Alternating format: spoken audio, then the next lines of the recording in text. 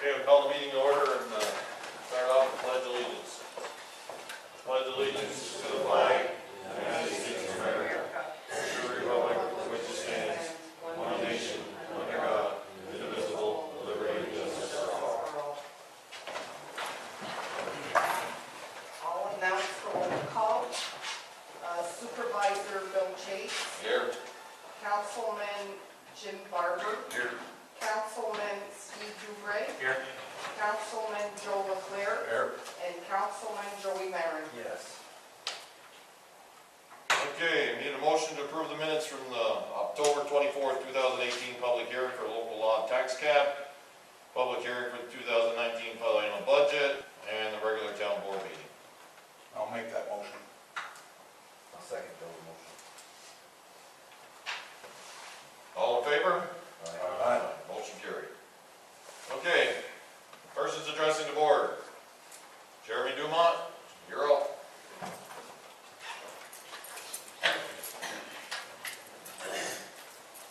Good evening. Just wanted a few minutes of your time. I just printed out, I sent these electronically to Mr. Chase, but just in case I printed some copies out. I'm Jeremy Dumont from Line Mountain Ambulance Services, Inc. I came a few months ago to introduce you guys to us just because we knew some things would be changing, or we started to get the inkling. Basically, what I'm here tonight is to let you know that throughout the last budget process of the Line Mountain Fire District, they have decided that they will fund us for 2019, and we were kind of waiting to see if that was going to happen. But January 1st, 2020, they will no longer fund EMS. They are out of the EMS business. That's what they've decided. We worked on separating two entities because with the legalese of New York State, billing, all that, we were trying to reduce our cost to bill. We became a separate entity, and over some of the meetings that they've attended this year, I think with parts of the other township and Saranac, they've learned that this was an option for them. I don't know, can't tell you why they've decided, but we had an agreement with them. We always intended to continue to provide services as a volunteer board and provide EMS coverage to their rescue service for the Line Mountain Fire District, but they've decided that as of January 1st, 2020, they don't want to do that anymore. They'll be doing just fire only, and technical rescue type stuff, like extricating from mountains vehicles. But as far as basic and advanced life support transport, ambulance, referred to as EMS, they are done with it.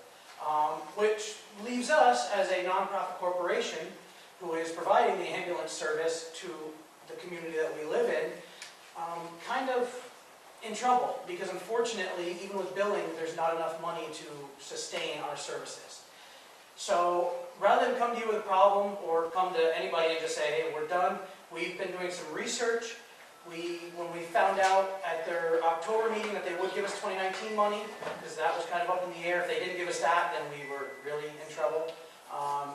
We went to the county planning, real property, and basically tried to figure out what area it is that we currently serve. We used what the fire district provided us. They have some older documents. There's some issues with figuring that out. Took us about a month with real property. The county planning office was really good. They worked with us and defined the exact properties that we serve. So we took that and we spoke with our lawyer and said, could you give us an idea of what we would do from here? And he said, well, if the fire department's not going to do it anymore, your next option is the town with an ambulance district. I said, well, can you give me some ideas of how that would work? I know fire and EMS rules. I don't know town law, how that stuff works. So what he did is he put together a template of like the steps it would take, and then sample documents of how you would do each step. You guys are probably already familiar with this stuff. It was new to me, but two, if you were wanting to start an ambulance district, that would then raise, tax revenue and contract with somebody to provide EMS service to the portion of your town. So the map is on the back here. It's also big. Basically, we serve the entire side of the town. It almost splits Shazy Lake perfectly in half. And we serve everything to, I guess it'd be the western side of the township of Dannemora. And then we also have portions of Saranac and Ellenberg. I do the same thing. I've been the last couple of weeks to their meetings, gave them the same information, same documents customized to their township. And what we did is we figured out exactly what the assessed value is of every property within these 3 districts, combined it all together, then divided it up equally. And it actually works out very well that each, if this were to work out, 3 ambulance districts would be equal. Because it crosses town lines, it leads some weird, strange things. Fire districts can cross town lines, ambulance districts cannot. So it would actually have to be, we would like to continue serving the area that we currently serve. Those are our community. We are a volunteer board. It's a lot of work, but we volunteer to keep the entity running. Sorry, I didn't get on there very good.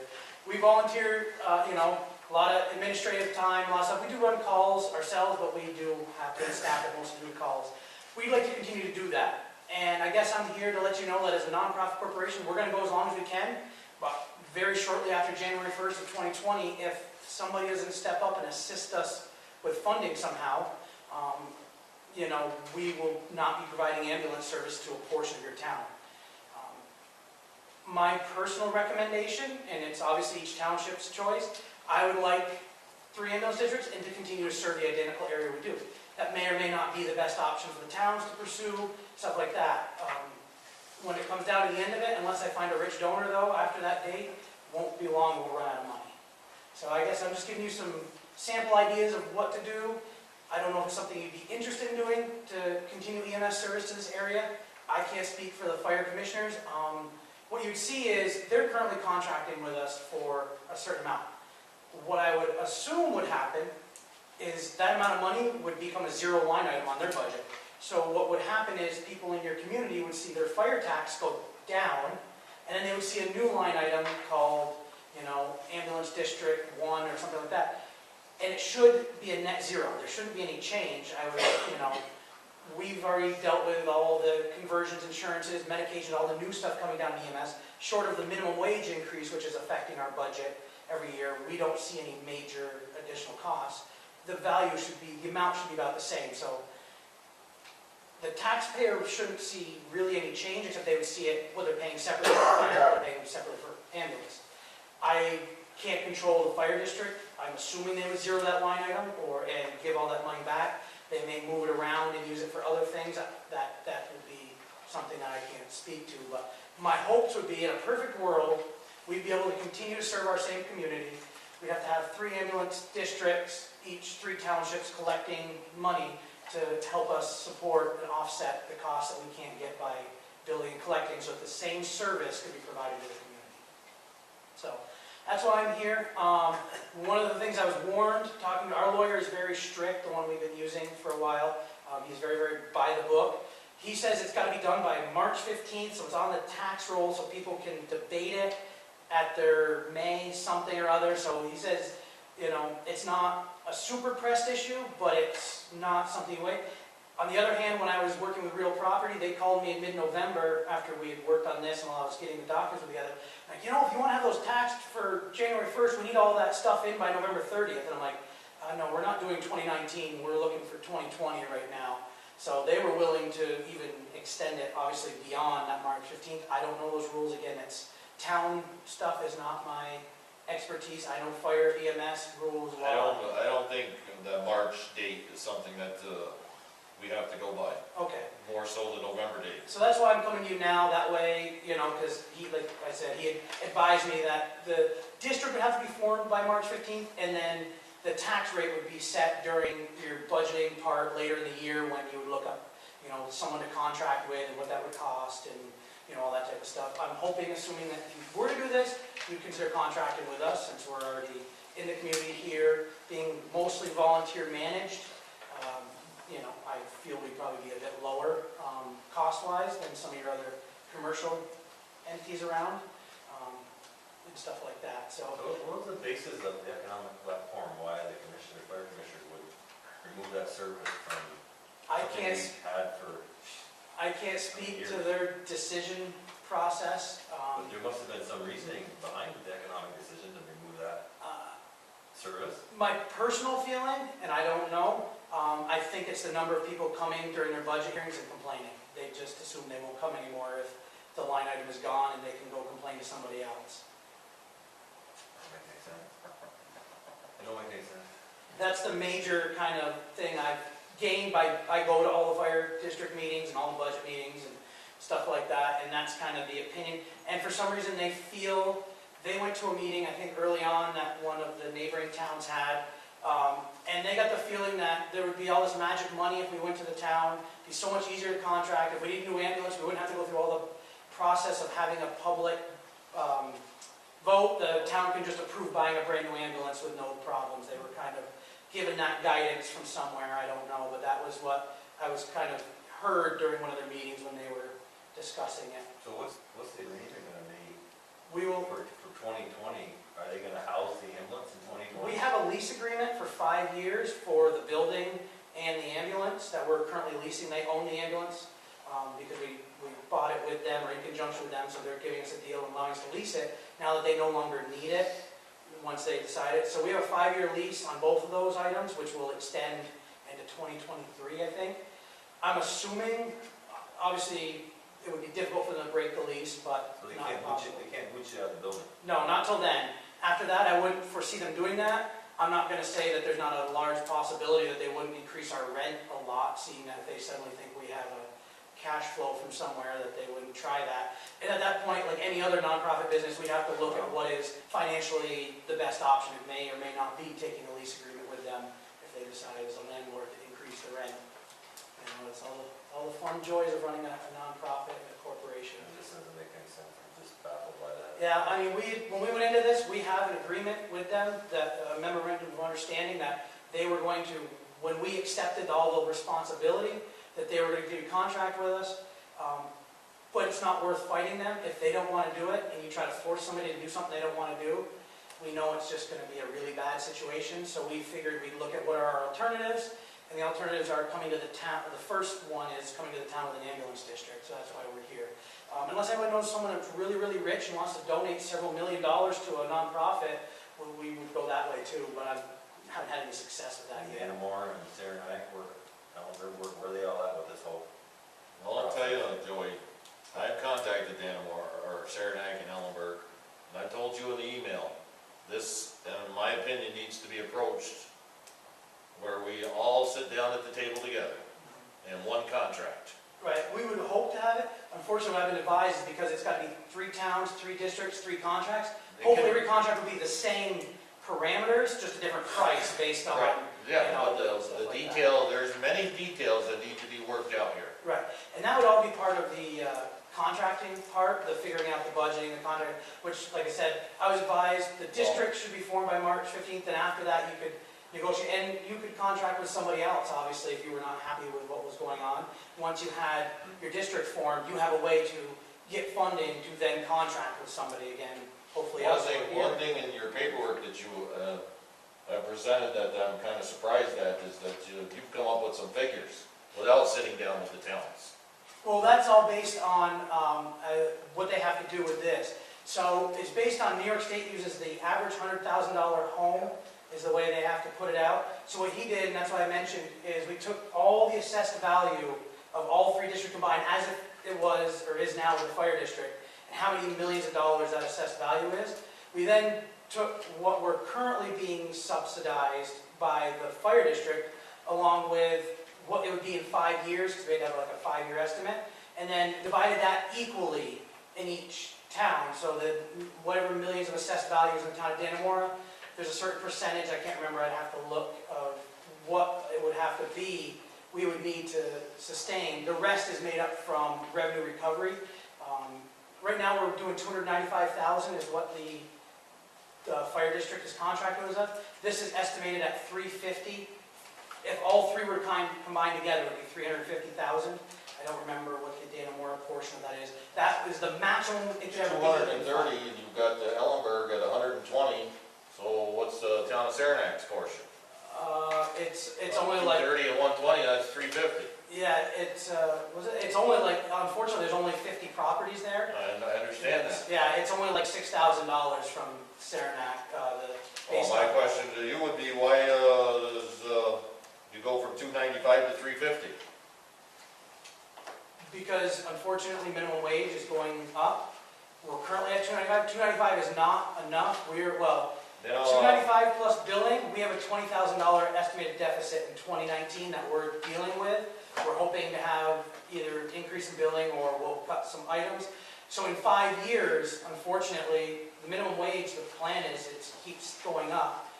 We figure it's potentially in 5 years, we're gonna need 350,000 unless, again, billing becomes a very, and from my understanding, and this is the part again with the contracting that I'm still not super familiar with, what happens is you do the maximum, and then when you do revenue recovery, it refills the account, and the next year you can look at it and go, oh, well, there's already $60,000 in that account.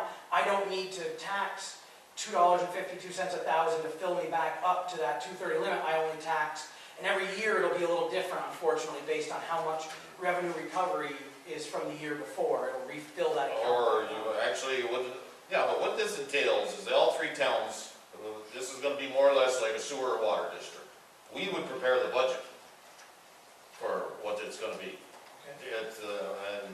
And it's gonna consist of sitting down with you guys and getting a lot of figures from you in regards to what your past operating budgets have been, et cetera, what you've been getting in revenue recovery on an average basis. We can set up the first year where if you're averaging, say, $50,000 a year on revenue recovery for the town of Dannemora specifically, it can be set up where that $230,000 figure is Right, not going to be there. Right, I mean, it might be 180.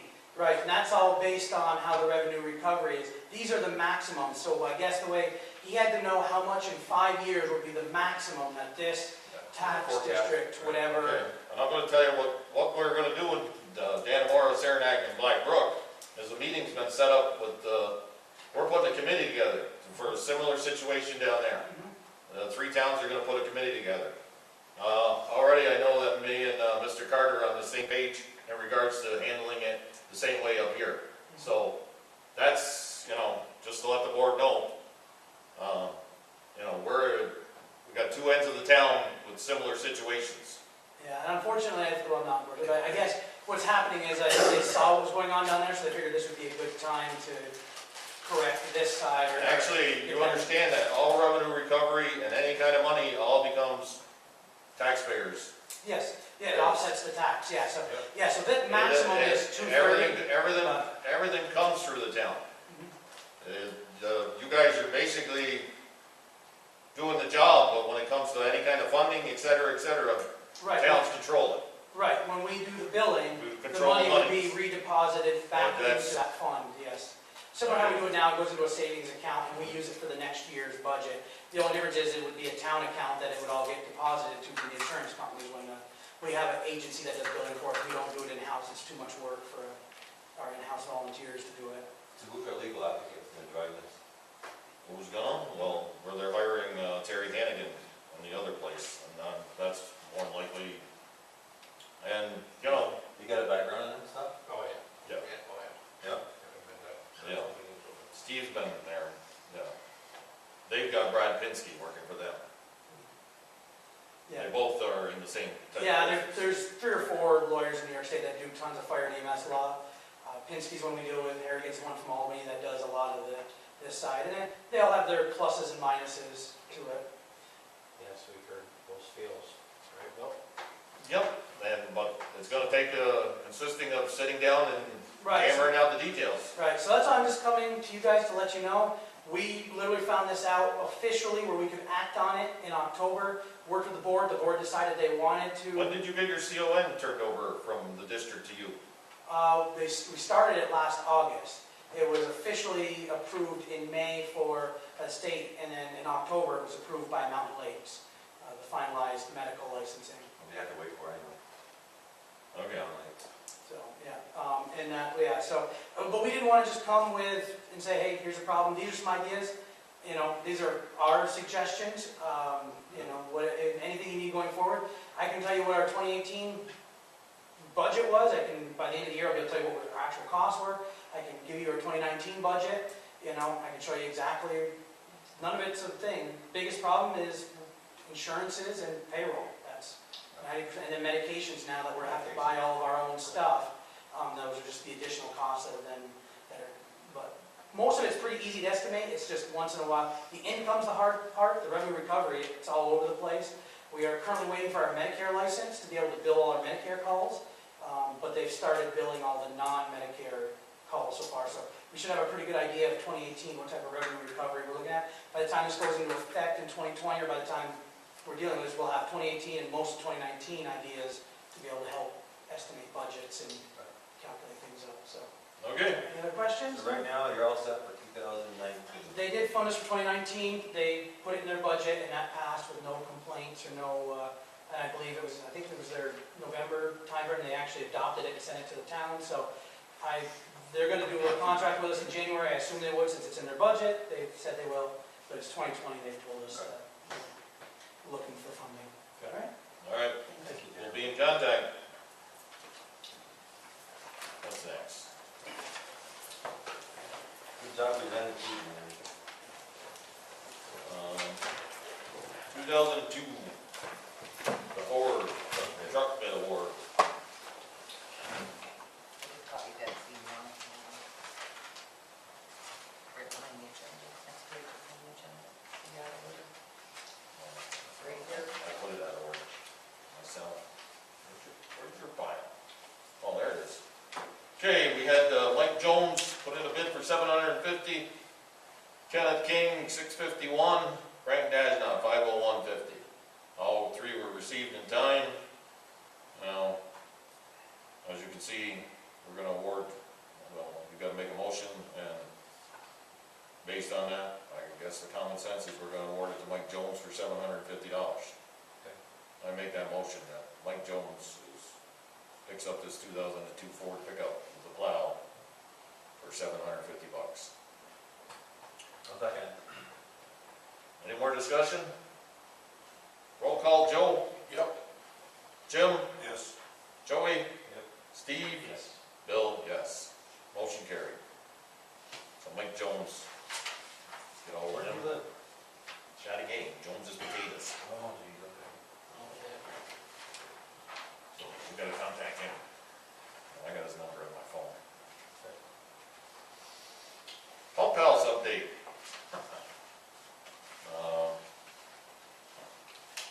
I got an email from Keith Rupert, the Department of Corrections.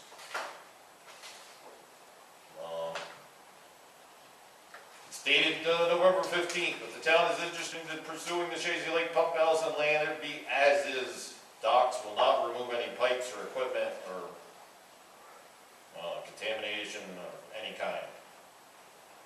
He was on vacation the day after that and was gone all last week. He followed up this Monday, wanted to know if there was any action. I responded, to let you know how I responded. But as is not a viable option for the town of Dannemora, especially in regards to funds that would be necessary to turn that building into a legitimate use. I find that the New York State Department of Corrections is being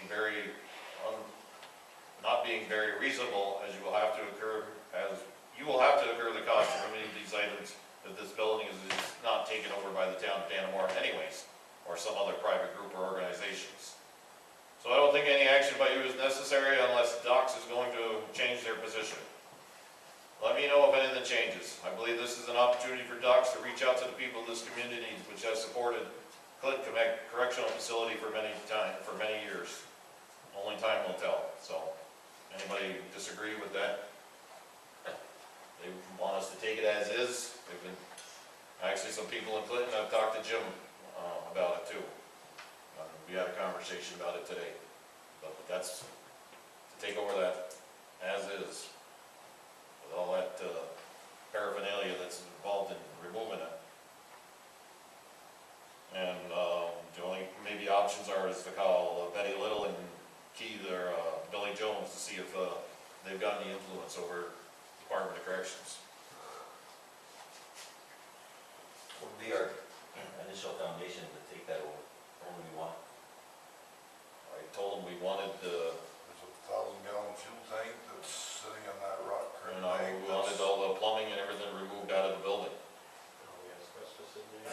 Yeah, Asbestos masking all over the window. they've got, what else is inside there? There's There's gotta be lead pipes in there too. If the pipes are to break, the building's gonna fill. I mean, it's gonna bring up the lake level, so it'll fill half, 3/4 of the basement full of water.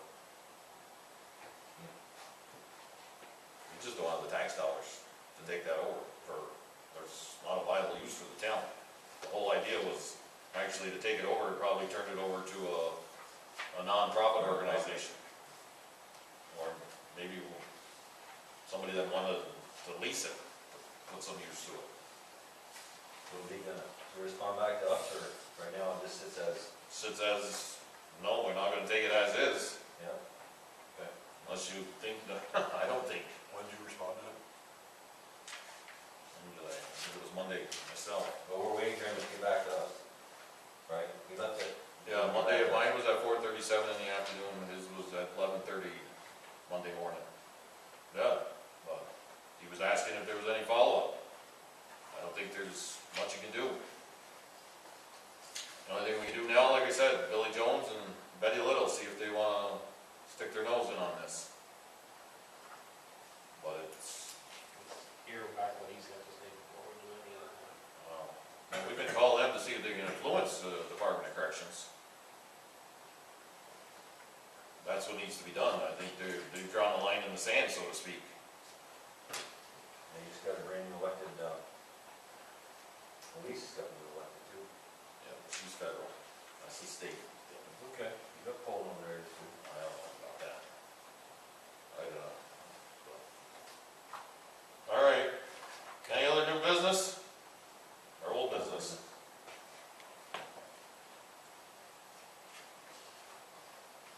Anything new on the town hall?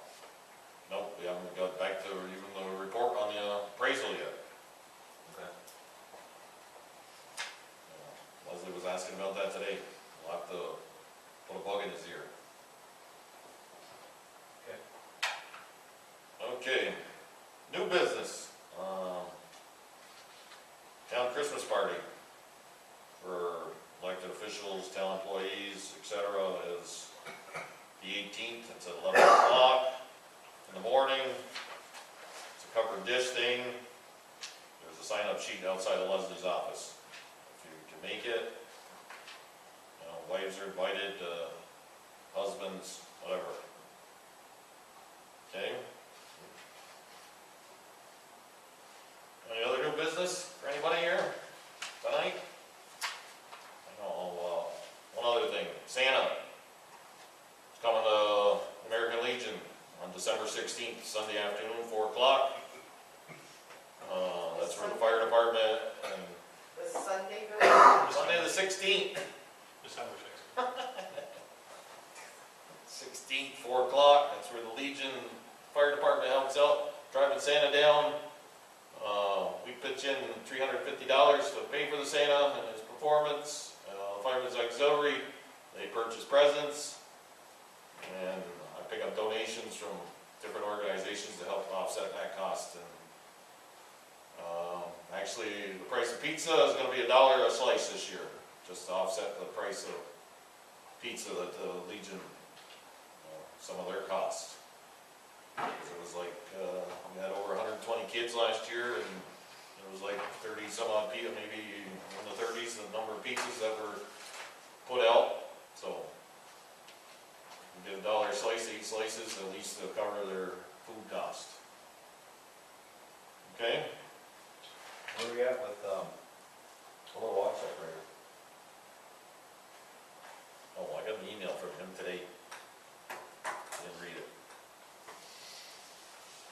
From, this guy's in Watertown. Yep. Okay, I'll forward it to you guys. Write that down, Leslie. yeah, Remind me to right forward now. that. Yep.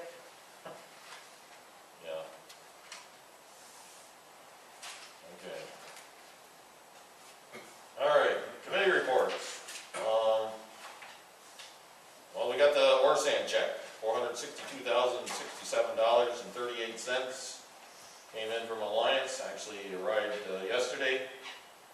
That was 55,299.5 tons we sold to them this year. Total taken in was $843,317.38. They had paid up in May $381,250, and so the balance once again $462,67.38. The money will be deposited into the bank tomorrow. Got to hand carry the check to the bank. Okay, back to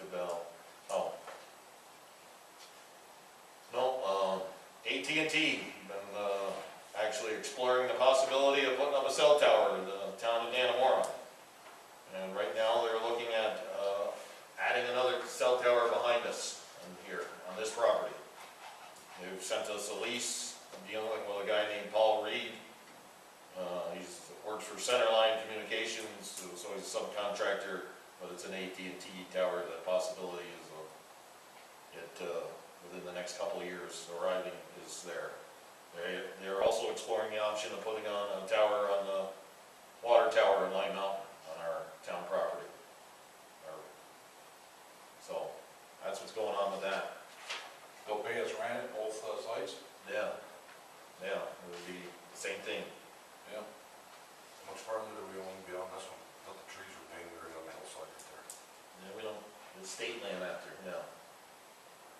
But, their engineers are working on it, they think it's a possible option here. And, he sent us a lease, Matt looked at the lease, he said it was good, but, they're just in the preliminary stages of all that. But, he's been around, he's been bugging me for 3-4 months now. But I didn't say nothing until I got this lease sent to us, and they seem to be semi-serious. He actually came up here. I brought him around to the town and stuff. That was in the summertime. Okay, re-levy report. You guys all seen that? Dannemora sewer. This is from Debbie. This is money that's gonna be put back on the tax roll. And actually, the town, it's gonna be put on the tax roll, but the county's gonna give us, this money prior to even getting put on the tax roll. So we got $54,713.50 coming to the county, from the county. $5,720 of that will go to Dannemora sewer. $1,848 of that will go to Dannemora water. $31,703.50 that will go to Lime Mountain sewer. And then $15,442 will go to Lime Mountain water. We're gonna get them funds from the county. So, any questions on that? Huh? Well, you? Oh, my phone? Yeah. What else do I got? The coming year, instead of dealing with Griffin over oil and kerosene and gasoline, fuel oil, and his heating fuel oil, diesel fuel, unleaded gasoline, heating fuel oil, and kerosene, now the county contract has been awarded to MX Petroleum. So we're switching over from Griffin to MX. Got new tanks and all that stuff too? No, gas, we get unleaded fuel and the diesel fuel. Well, that's what'll affect us. So Griffin Mill doesn't own any of our tanks here? No, that's all town property. Yeah. All right, in regards to our budget, it was looked at by Jean Rasco of the Clinton County, and she said everything looks good. Just had some corrections of the cover sheet, and Leslie's in the process of taking care of that tomorrow. The other thing I wanted to tell you is we thought we went over the budget by $85,000. Actually, after I did some recalculations, we only went over budget our tax cap by $30,285. So it was like a 1.5% to 2% over the tax cap. It wasn't the 85 we had originally, I thought it was, so, and that's good news. And like we said the last time, it was due to the fire protection in Dannemora, and then having to create that B fund. Okay, I think that's, the only thing I got. Steve, you got anything? No, Joey? I do have a question. Who are we doing with JCO? Did we hire? Oh, Brenda Owen, been hired. Okay, that's. Yeah, she's been in training and everything, I believe, Okay, so then we have a couple. right? Yeah, Yeah, that's what she told me Sunday, she's officially hired. yeah, she's hired, and, yeah, that was a few weeks weeks ago, but they finally, yeah. Well, I had a conversation with the director of JCEO down there, and they actually had over $2,500 of our money they hadn't spent yet for this year. And they've been, wanted to pass it back to us, and I said, no, might as well hang on to it, get somebody hired, get that place opened up. It doesn't make any sense that you're gonna give it back to us. And they said, okay, so Brenda's been hired. No, that's the only question I have. All right, did you guys see the CFI thing in regards to Shazy Lake Water District? Yeah, that's some other news, that everybody passed that, water operators class. Balin, Tim Graves, and Martha Chase, and actually my brother Patrick. Actually, I think, Patrick and Tim Graves are now C and B. They've got a Class C and a Class B operators. The B is a bigger place, so they could like get a job at Clinton if they wanted to. Got to be over 1,000 residents or clientele on the water district to be a B. But everybody passed that. Standish, How long have they been for? 3 years? 3 years, yeah. Standish Water District has been drilling through bedrock, and they're going to be pulling water. Nick Carter called today and said they should be taking water from a fire hydrant in Lime Mountain, maybe the end of this week, beginning of next week. They've been, remember, we're going to give them water when they, that should last 30 to 50 days or 45 days, and they're paying us $1,800 for that service. I just handed you this thing about training just to show you, what it costs to, EFI to send a guy here and stuff, and explain things. But I think this time around with Tim there, the training was a lot more complete.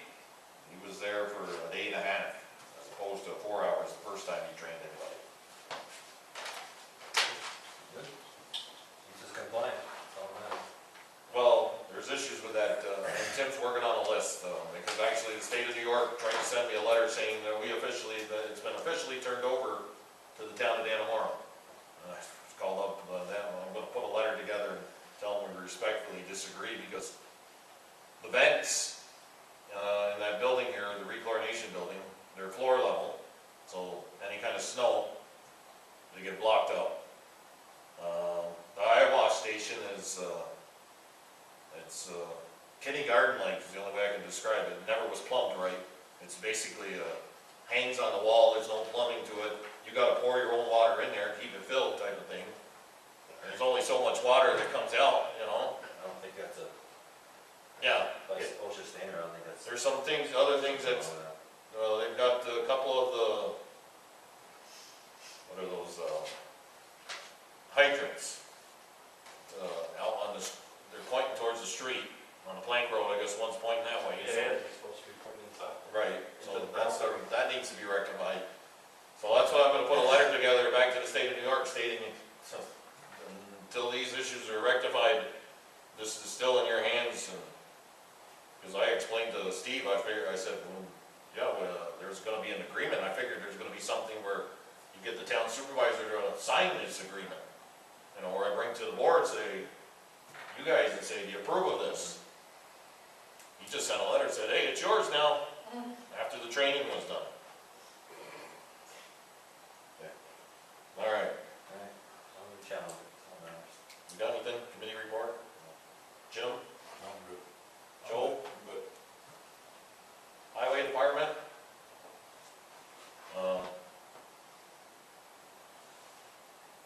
Somehow we gotta address Mark in regards to, I talked to you, Joey, about this. It was, they were plowing on a Saturday, I don't know when it was. The vehicle, was it a Saturday or Friday? I think it was a Saturday. It was a Saturday and it was on overtime, and John's vehicle overheated, losing power, something, coolant coming out or something. It ended up being a hose, but he was parked in Lime Mountain gas station, and he ended up driving it back with a load of sand all the way to this building. And But the new truck or the old truck? it was an old truck. But personally, I don't think, you know, when you got that kind of a problem, it shouldn't be drove back. I mean, he could have blew the engine. Well, actually, there's secondary items too, so if it is, see, it is antifreeze, and there's a certain amount that leaks in the ground. And I can tell you just from looking at Nova, and it's over 2 gallons, you gotta call DEC. Standard.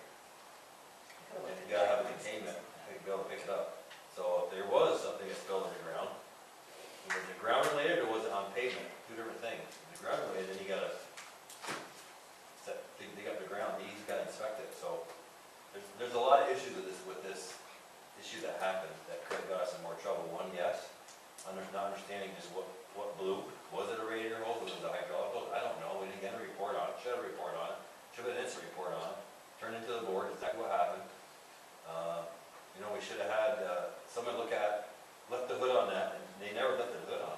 Nope, they didn't, They saw coolant, they think it coolant leaking on the ground, decided just, well, we'll just lump it down back to the town garage. I think it was a very poor decision on What did it turn out to be? driving that vehicle. supposedly a radiator hose. But it Was wasn't it coolant. been repaired? Yeah, I think it was been repaired, but the potential though, is what Oh, I I'm, understand that part, yeah. you know, it just, I mean, I was up to the mail that day or whatever, I was talking to John about something else, and that's what he's telling me was going on. He contacted Mark. I actually sent Mark a text to also say, hey, you've got a vehicle broken down. Next thing I know, that vehicle's, as I'm leaving the mail, that vehicle with a load of sand headed down the road towards back to this building. And I just don't think that's, you know, the potential of what could have happened. I mean, we got lucky. I mean, somehow that needs to be addressed. I think the issue with DEC could be something that we got lucky on too. Wouldn't take much for someone to come and make a complaint to DEC that we dropped coolant in the ground. Well, then, the parking lot at the gas station, I believe, is pavement. Yeah, that's probably not the best place, but there's accidents that happen every day. People smash vehicles and dumps on the ground. You ever see DC pull up to an accident? Very rarely. Oh, I get it. I know what you're saying, but it could have been another position. Them guys should be smart enough to look at the temperature of the truck, what the truck temperature is on. There's a lot of variables which are, Well, the so-called mechanic was on site too. Like, the hood never got lifted. That's just one. There's, we could go on, but Mark's not here, so we won't. All right. Resolutions. Oh, well, I will give kudos to the highway department now that, I believe it's pretty much, Jeremy who's been keeping that fire going, been burning a lot of wood. So, I'm pretty sure it's him. And they've been, you know, putting the wood to the wood stove. So, I'll compliment him on that. Saves us money too in the end, right? Yeah, I was gonna say, it's Yeah. gonna save the town money.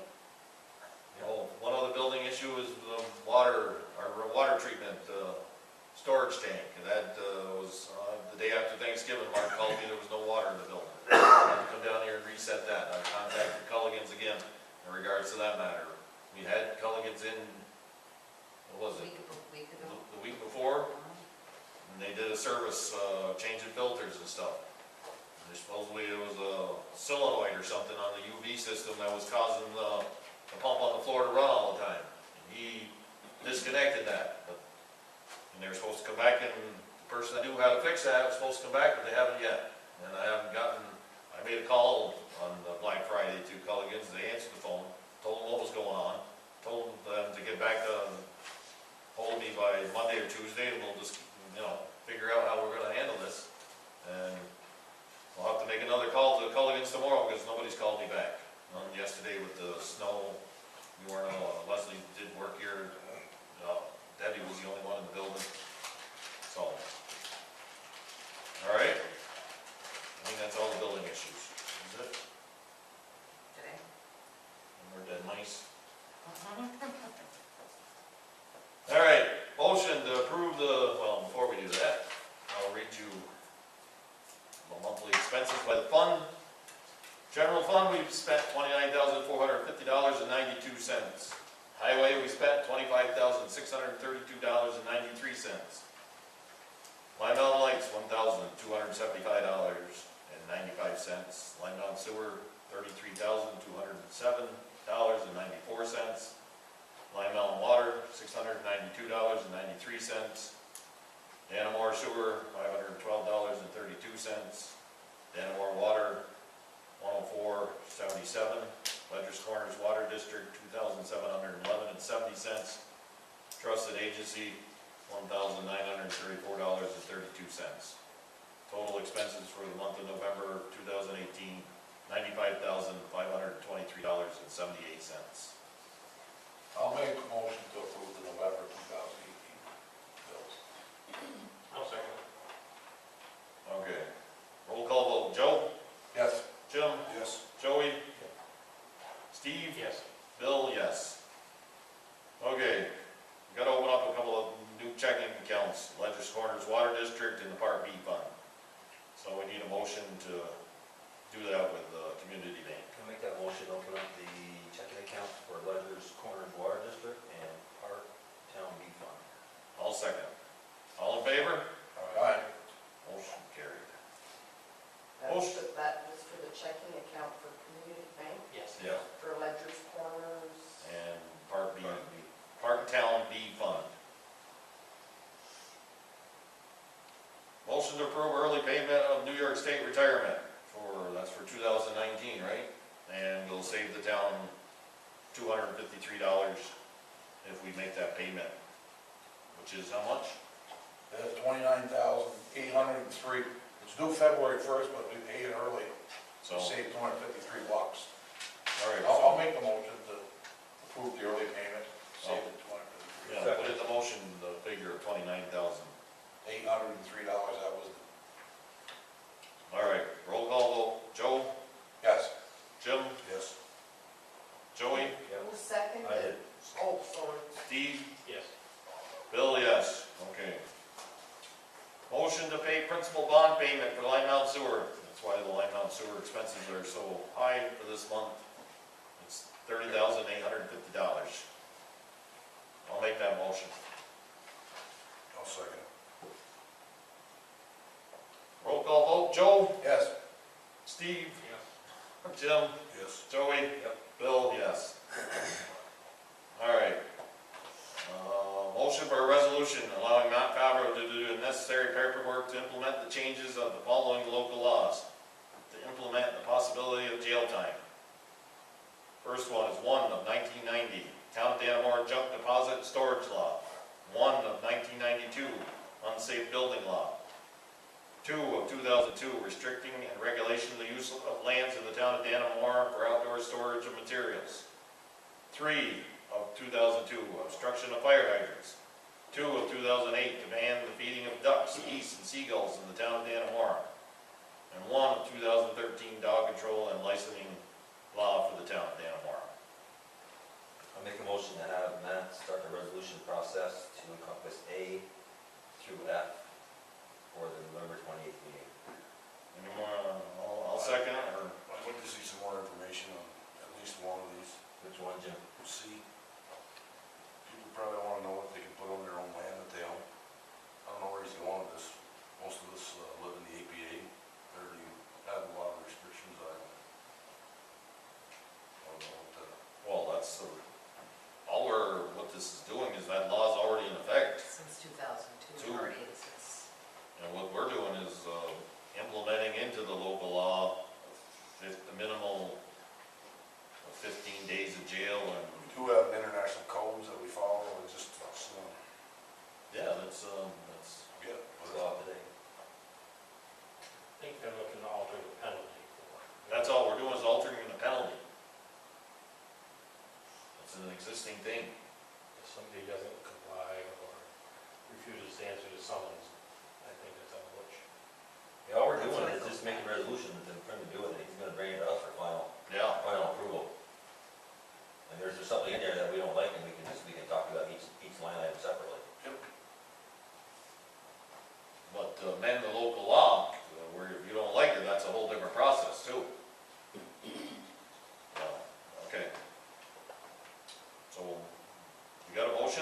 by Joey. Anybody second it? I'll second it. All in favor? Aye. Aye. Opposed? Aye. Okay. Public comments? Any public comments tonight?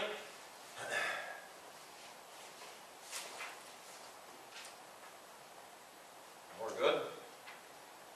Anything else from the board? Christmas party, December 18th, at 11 o'clock in the morning, if you can make it. You can bring something, sign up the sheet, it's outside of Leslie's office. Santa's coming, remind everybody, December 16th at the American Legion. Okay, safe travels, meeting adjourned. Oh, the next board meeting is Thursday, December 27th. Remember, it's 2 days after Christmas. It's on a Thursday.